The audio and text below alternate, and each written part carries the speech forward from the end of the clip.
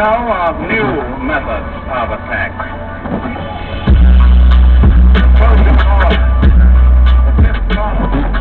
Greetings and welcome back to another exciting installment of the Fifth Column Podcast. This is your weekly rhetorical assault on the news cycle to make it an occasionally democracy itself.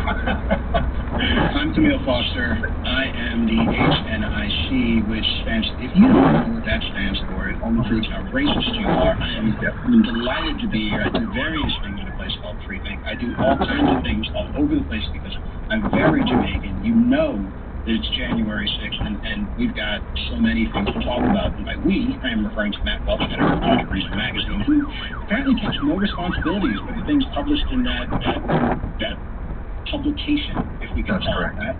Michael Moynihan, Vice News, also takes no responsibility